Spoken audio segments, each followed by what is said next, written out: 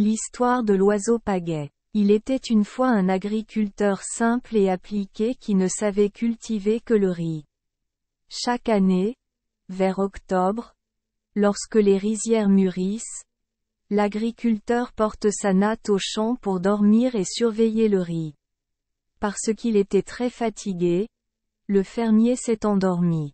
À ce moment-là, il y avait 2 gars qui voulaient voler le riz mais qui avaient peur qu'il se réveille et le trouve. Alors ils ont discuté et l'ont tué. Immédiatement, les 2 voleurs ont utilisé des bâtons pour le battre à mort. Son âme injuste est allée au ciel pour se plaindre. Alors il a envoyé des soldats célestes pour arrêter les 2 voleurs et les ramener pour le punir. Dès qu'il a vu les visages des 2 voleurs, l'empereur de Jade a giflé le juge et l'a réprimandé. Vous êtes tous les 2 des gens vraiment méchants. Vous avez volé des gens et même tué des gens. C'est vraiment un péché. Donc, vous êtes un faux meurtrier. Vous avez tué quelqu'un et maintenant vous devons mourir. Donc nous forçons une personne à se réincarner. Il est devenu une sauterelle, tandis que l'autre était une sauterelle, et a dû vivre comme un petit insecte toute sa vie. Ngok Hoang s'est tourné vers le fermier et a dit: Vous êtes diligent et doux. Si tu dois mourir injustement, alors je te laisserai mourir. Transformé en oiseau rameur. Le fermier dit: Si Dieu me permet d'être un oiseau rameur, que puis-je faire?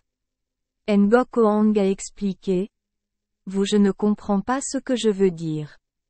Je t'ai laissé devenir un oiseau rameur pour que tu puisses continuer à travailler comme riziculteur, ce qui est ton ancien karma. En même temps, cela vous donne également une chance de vous venger de ces 2 voleurs inhumains. Ce seront des criquets et des sauterelles, et vous serez le paddlebird.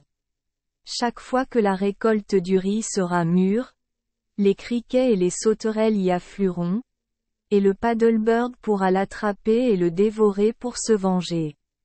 Point. Avez-vous vu la justice du ciel et de la terre? C'est seulement alors que l'âme du fermier a accepté de devenir un oiseau. Pour cette raison, chaque année, lorsque vient la saison de la récolte du riz, l'oiseau vole autour des champs, attrapant et tuant des criquets et des sauterelles. Point. Merci les enfants des Esperluette Croisillon 39. Avoir écouté des contes de fées au jour Esperluette Croisillon 39. 8. Espérons que les histoires apporteront aux enfants des moments heureux et significatifs. Si vous aimez notre chaîne, veuillez appuyer sur le bouton S Esperluette Croisillon 39. Abonner, pour ne manquer aucune histoire intéressante. Je vous souhaite une bonne nuit de sommeil et de beaux rêves. Rendez-vous dans la prochaine histoire.